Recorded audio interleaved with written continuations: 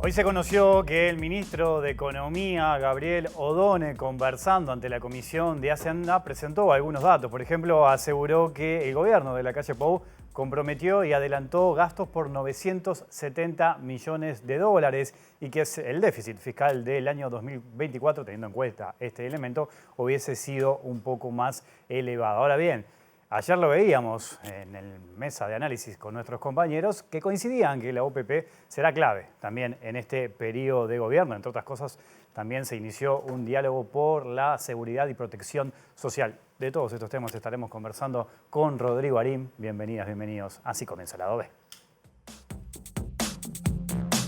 Es el decreto conformando la Comisión Sectorial de Protección y Seguridad Social, lo que nosotros anunciamos con respecto al diálogo social, esa responsabilidad que recae en los hombros de la Oficina de Planeamiento y Presupuesto.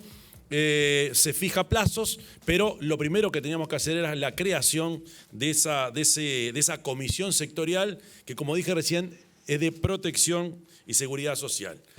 Cuando se anuncia desde el gobierno que se va a llamar un diálogo para derogar lo que hace 4 meses, porque fue en octubre, 4 meses, más del 60% de los uruguayos ratificaron, nos parece que ahí no corresponde.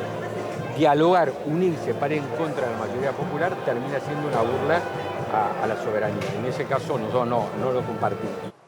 Vamos a conformar efectivamente la convocatoria del diálogo social, que para nosotros no solo abarca el tema jubilaciones y pensiones, sino que abarca un tema mucho más amplio, que es la protección de la vida de nuestros ciudadanos desde que nacen hasta que mueren.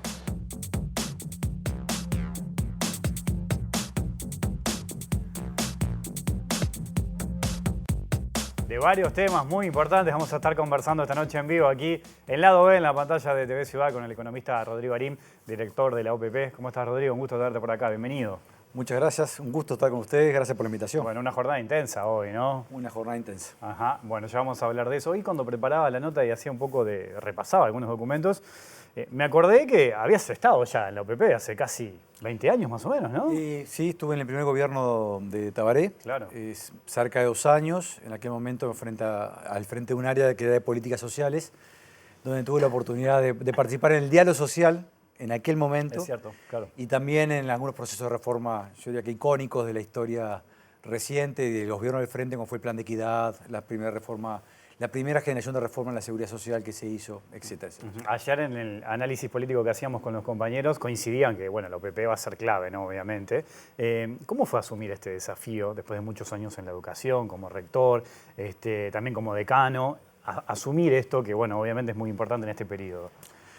En primer lugar, en el plano más personal, fue difícil en el sentido que implica desprenderme también de mi historia reciente. Y mis ámbitos de pertenencia más directos han sido la Universidad de la República, tú lo has dicho, como rector, 6 años, 8 años como decano. Este año cumplo 30 años como docente, actividad que mantengo, yo diría casi que religiosamente toda la semana. Pero a la misma vez es desafiante. En algún sentido he estado vinculado a las políticas públicas de distintos lugares. En OPP mismo, antes de comenzar mi periplo en espacios de conducción de la universidad, pero luego desde la universidad uno está vinculado a las políticas públicas. Y hacerlo desde OPP, que implica además tener una mirada bastante transversal de la construcción de políticas del Estado uruguayo, es un desafío interesante y yo diría muy atractivo, ¿no? Por eso cuando Yamandu Orsi, en aquel momento presidente electo, me ofreció esta posibilidad, lo pensé, por supuesto, porque implicaba renunciar a la Universidad de la República. Mucho tiempo lo pensaste, ¿no? Y pensé el tiempo que me dejaron, que fue poco, porque me pidieron una decisión en tiempos bastante acotados. Así que fue una semanita y poquito antes de explicitarlo también a los colectivos de la universidad. Pero estoy contento y estoy motivado por ser parte de un equipo de gobierno con una agenda que creo que es muy relevante para el Uruguay del siglo XXI. Y en el contexto que estamos viviendo, además. Hoy el ministro de Economía, Gabriel Odone, conversando con los colegas después, ¿no?, de esa reunión con la Comisión de Hacienda, dijo, ¿no?, que el gobierno de la calle Pou había postergado y comprometido gastos por 970 millones de dólares. También marcó algunas prioridades económicas de este gobierno. ¿Qué lectura haces desde la OPP esto del gasto? Nosotros comparecimos hoy junto con Gabriel y Martín como su secretario de Economía, pero también estuvo Jorge Polgar como su director de OPP. Y el equipo en conjunto del Ministerio de Economía y Finanzas. Yo diría con cierto grado de preocupación, Efectivamente, estamos en una situación fiscal que claramente es igual desde el punto de vista del déficit fiscal que teníamos en 2019, desde el punto de vista cualitativo, con más deuda. Eso quiere decir más presión también desde el punto de vista de la necesidad de generar una trayectoria razonable del gasto público, de la relación del gasto e ingresos del Estado uruguayo. Con mesura, no es una situación que requiere una atención inmediata, pero es una situación que requiere incorporarla de forma sistemática en la planificación del presupuesto quinquenal y de la estrategia que va a desarrollar este gobierno en los próximos 5 años. Con respecto a 2025 y alguna herencia para el año siguiente, sí, efectivamente, tenemos un cierre 2024 que en algún sentido nos refleja cabalmente la situación fiscal del Uruguay 2024. ¿Por qué? Porque hubo un conjunto de obligaciones que deberían haber sido enfrentadas en 2024, cuyo correlato financiero fue ubicado en 2025. ¿Sí? O sea, fueron postergadas hacia el 2025. Acá quiero ser claro, esto puede ser un tema relativamente habitual y esperable año a año en el ejercicio de las políticas públicas. El problema es la magnitud, ¿no? Estamos hablando de una magnitud importante, que vuelvo a decir, no condiciona la caracterización cualitativa de la situación fiscal, pero sí afecta un conjunto de decisiones y precauciones que tenemos que tomar en el 2025 y en algunos casos, cuando estamos hablando de gastos que trascienden, que no son de una sola vez, algunos de ellos son de una sola vez, otros implican un compromiso un poquito más largo, bueno, incorporarlo sistemáticamente en una planificación financiera, partiendo de la base de una situación fiscal que tiene es un poco más frágil de lo que avisoramos el año pasado. ¿Hay algunas áreas más comprometidas que otras con respecto al gasto? Yo diría, finalmente, desde el punto de vista fiscal, lo que importa es el gasto global del Estado. Uno puede definir cuál es el perímetro exacto de cómo medir el gasto público o medir el déficit público, pero lo que importa es el mirar el global. Hay algunos espacios del Estado que ya es claro que se han tomado decisiones que tenemos que atender, en particular ACE. Acabo de venir de la asunción de Álvaro Danza como presidente y el resto del directorio en ACE.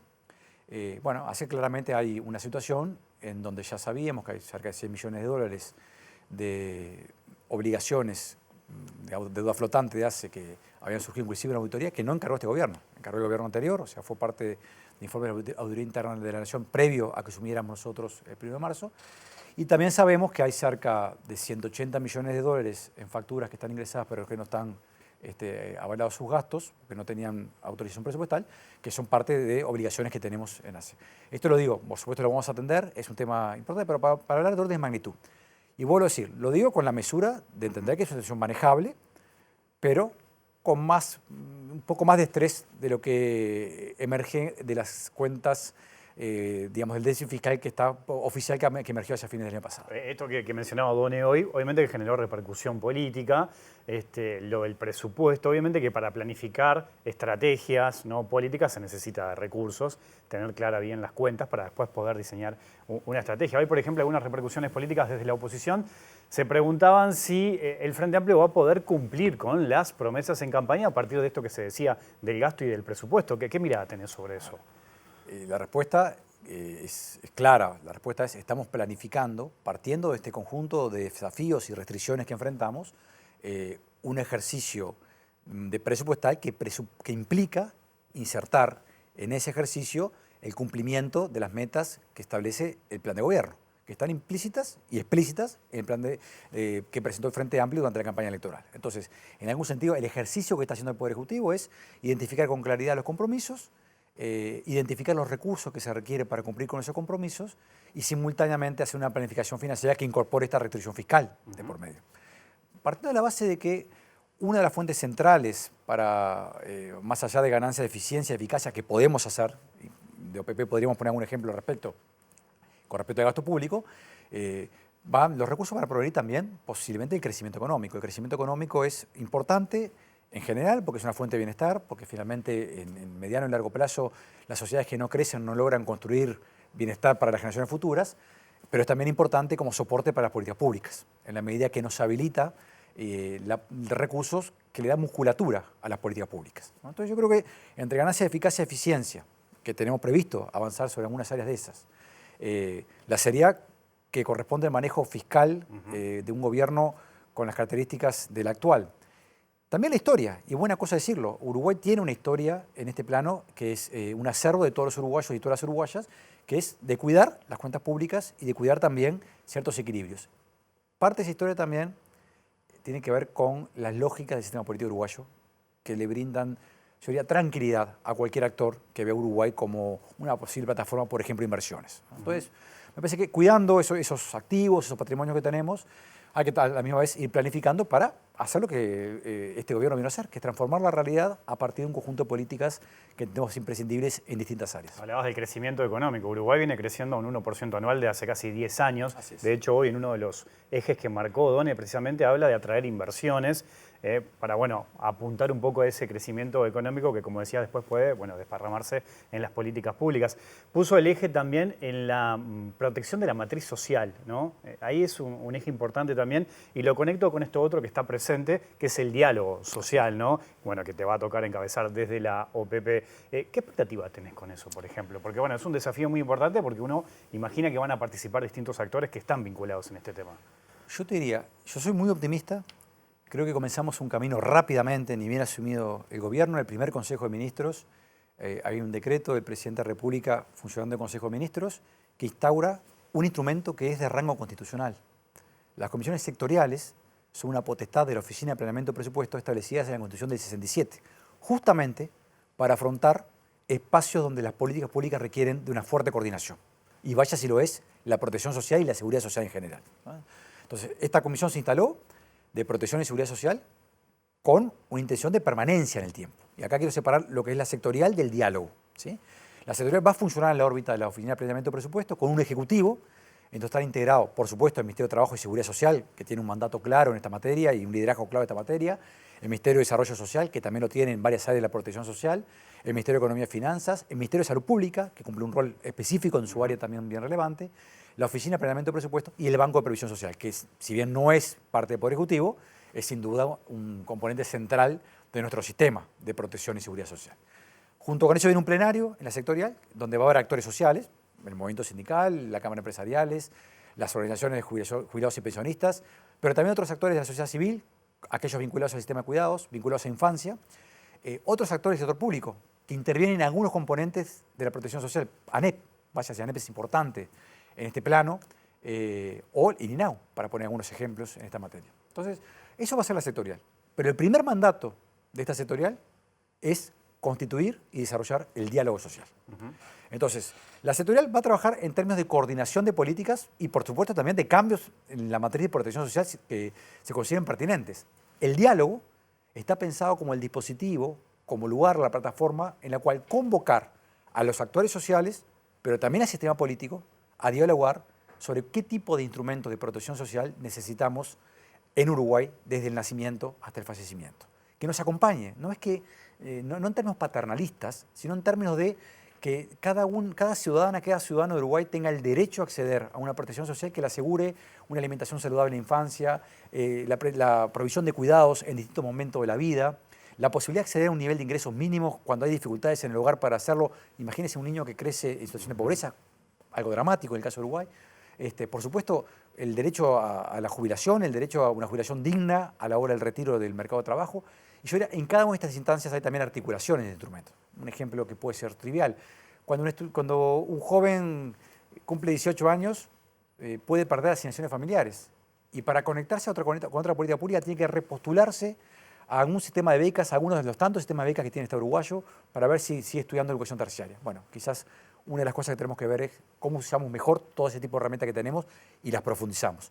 O sea, cómo protegemos nuestro modelo de bienestar, nuestro modelo de convivencia y ese deseo que tenemos, creo que la enorme mayoría de los uruguayos, de vivir una sociedad equitativa y cohesionada, pero próspera simultáneamente. Entonces, esto es una herramienta principal para eso. ¿Por qué creo que soy optimista? Porque lo vamos a hacer pensando en el futuro, pensando en la sustentabilidad de todo el sistema, no mirando un componente o una política en particular, sino mirando todo el sistema y que esa arquitectura sea sustentable en el tiempo en términos financieros y también pertinente desde el punto de vista del conjunto de prestaciones que va a brindar.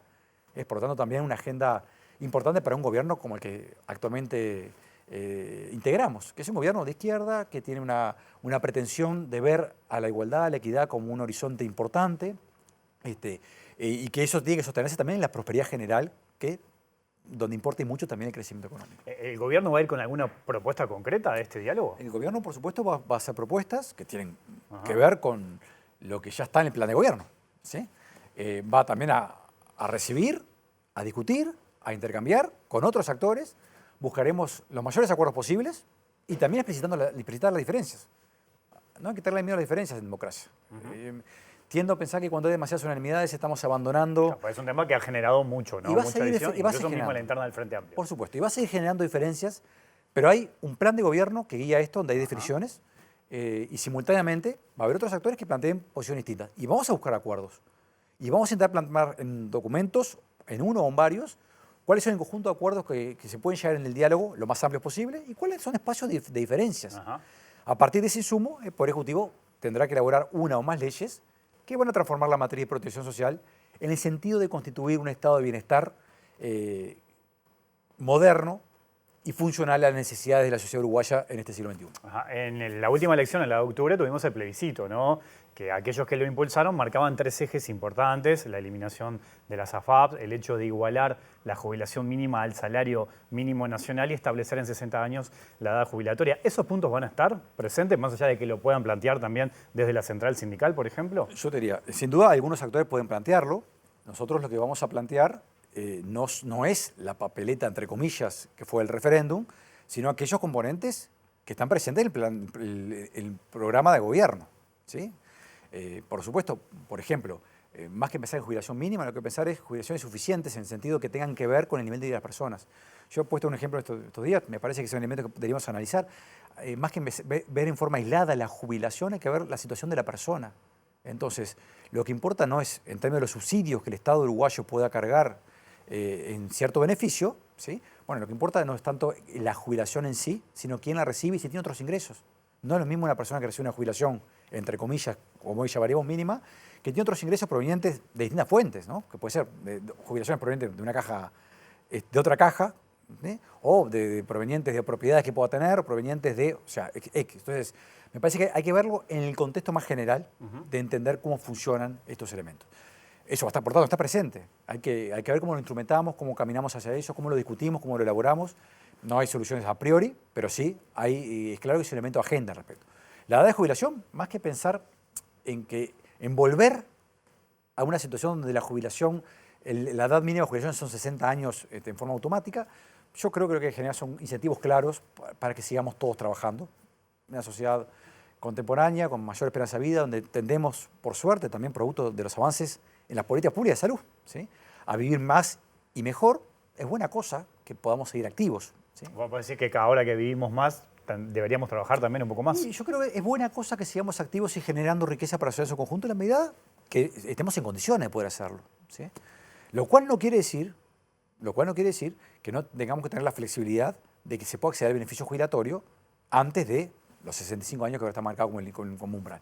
Una cosa es incentivar y generar incentivos fuertes y otra cosa es cercenar el derecho de acceso a una jubilación, porque además hay trayectorias distintas, personales. Cada trayectoria de vida es distinta, ¿no? Acá lo conecto con una respuesta que me diste recién cuando abríamos este capítulo. Cuando uno habla de jubilación, en realidad debería mirar como toda la línea de tiempo de la persona. El nacimiento y acá la primera infancia, que de hecho el gobierno va a poner el foco allí, ¿no? ¿Qué está pasando con nuestros niños?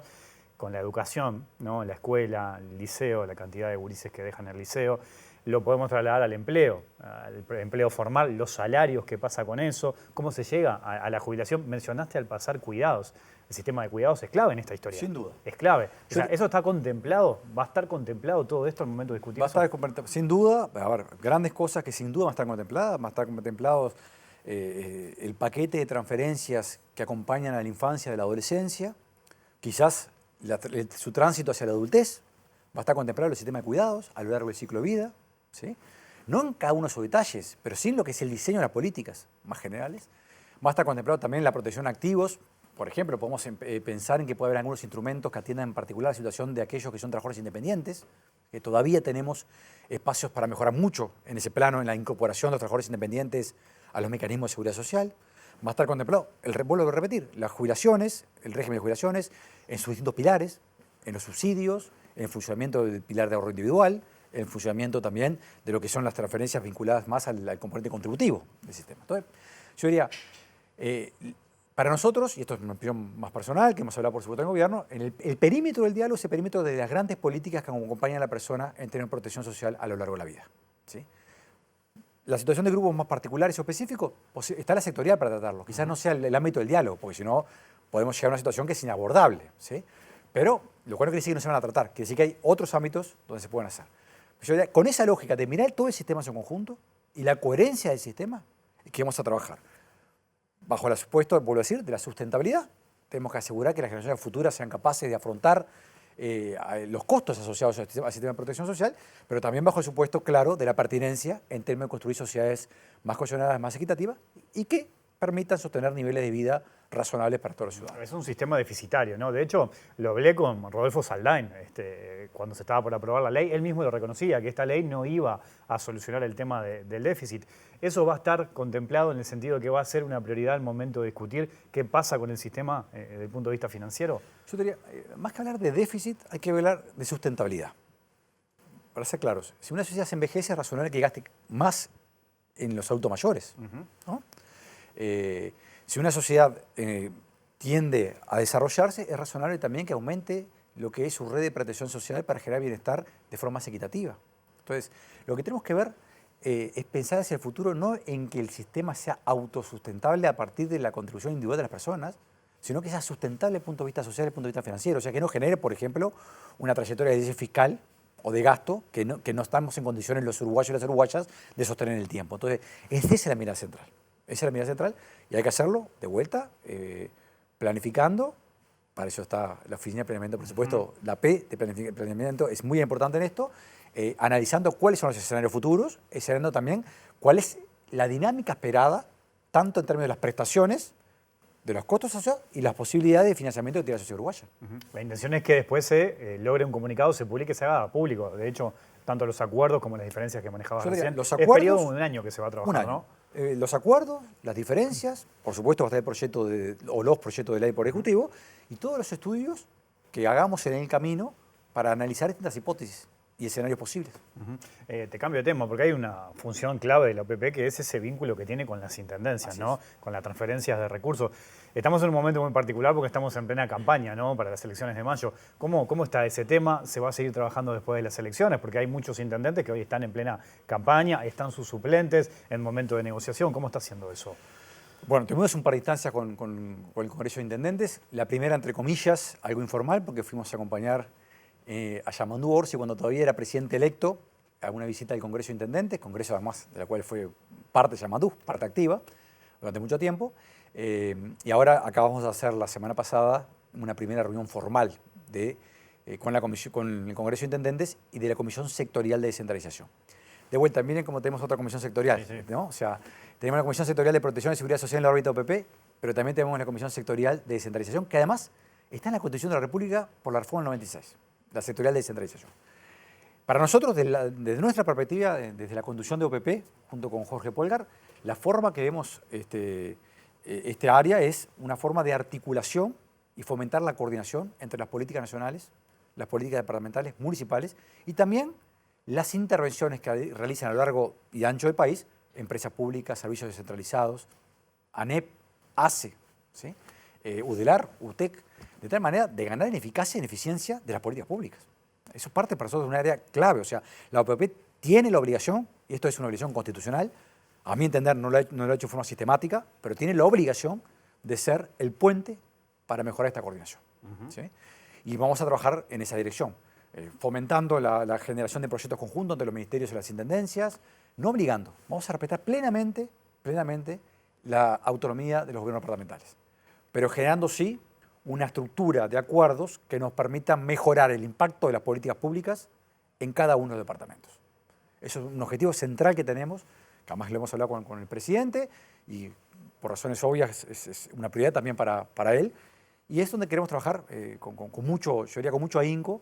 Le hemos pedido la OPP tiene un área de descentralización que no tenía el cargo de coordinador cubierto.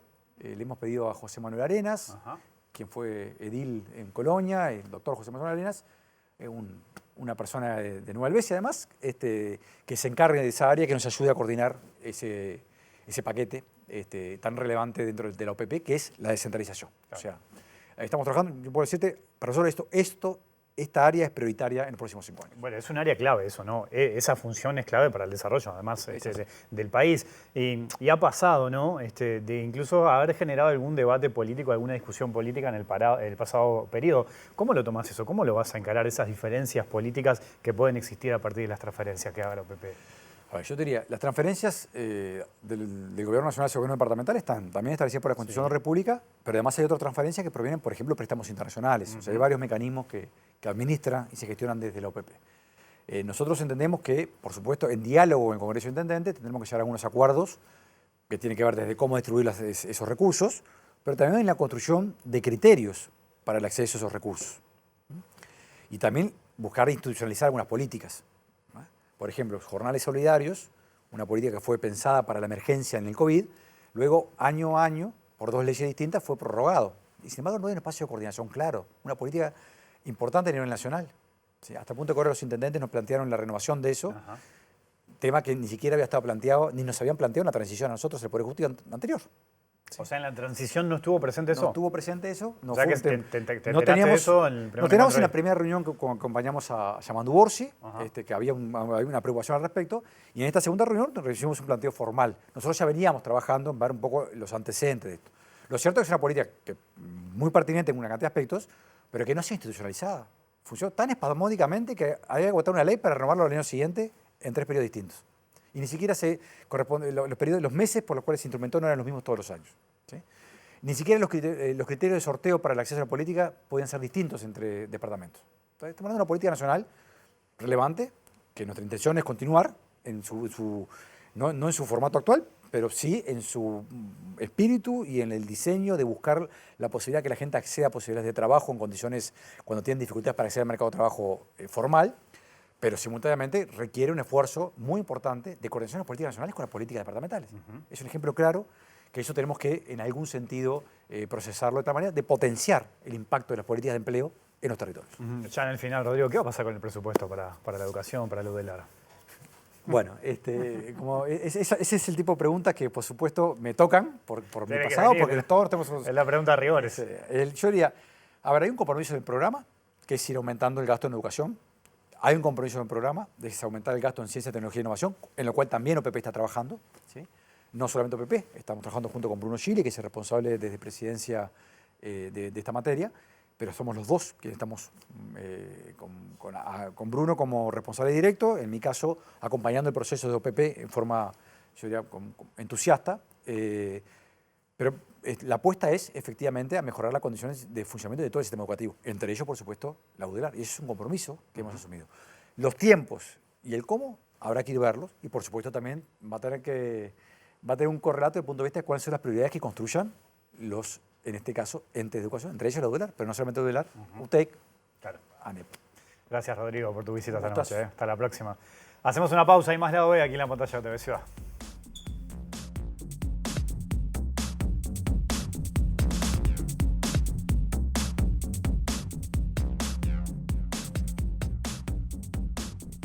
Hace algunos días, aquí en Lado B, ustedes recordarán, entrevistamos a Valeria Ripoll y en un tramo de esa entrevista, la dirigente del Partido Nacional hizo referencia a una denuncia que había recibido ella y su hermana el año pasado por un conflicto que había mantenido con una vecina. Bueno, en esa entrevista, en un momento, Ripoll le apuntó al abogado que llevó adelante esa denuncia, señalando, entre otras cosas, que estaba vinculado a Crisol. Bueno, Crisol y el abogado nos pidieron también poder expresar y decir que no tienen nada que ver, que no tienen un vínculo. Vamos a escucharlo para que quede más claro.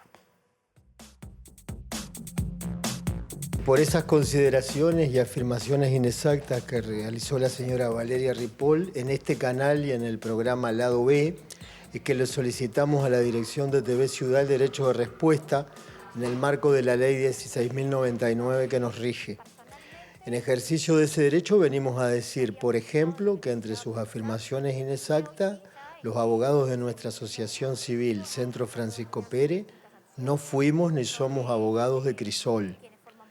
La organización de la sociedad civil Crisol nos prestaba su local para atender momentáneamente en una actitud solidaria y con sus vecinos y compatriotas, solamente eso. Y en ese sentido se ha tardado un poco la demora en el canal y ya adelantamos que la vamos a hacer respecto de los otros medios en los que sigue haciendo afirmaciones inexactas, así como fuera totalmente de contexto respecto de las patrocinados por nosotros, que son la señora de 86 años y su nieto. En el caso de que ustedes tuviesen alguna relación con Crisol, ¿esto afectaría la relación con sus clientes del momento? Para nada, y me gustaría que también fueran a buscar a su profesional patrocinante, la doctora Marta Balfre, que en un momento de la audiencia de conciliación delante de la señora juez de conciliación que nos tocó por turno, afirmó muy ligeramente que la señora hacía juicio porque tenía consultorio gratuito. Y en sala también se extralimitó en sus expresiones como abogada y como colega, y lo que le llamó la atención la sede. ¿En qué está ahora este recurso? Y bueno, ¿qué pasa con sus patrocinados? Está pendiente la iniciación del juicio civil por incumplimiento del régimen de propiedad horizontal. Y la instancia penal, así como las actuaciones ante el Juzgado Letrado de Familia Especializada y confirmada por el Tribunal de Apelaciones que por turno le correspondió, están archivadas. ¿Las dos personas siguen viviendo en este lugar, sus patrocinados? Sí, nuestros patrocinados son los únicos que viven en el lugar. Y aprovecho la oportunidad para volver a reiterar que la señora de 86 años es copropietaria y que le adquirió justamente por compraventa y tradición a la abuela de la señora Ripoll. Y es la única de las partes que estuvieron en estos juicios que siguen viviendo allí. La señora hermana de la señora Ripoll también se mudó y siguen viviendo otras personas ahora. También Ripoll ha hecho algunas acusaciones contra el otro de sus patrocinados, el nieto de la señora mayor. Exactamente, y desde ya anunciamos que nos reservamos el ejercicio de la acción penal por difamación, injurias o calumnias en los ámbitos que correspondan.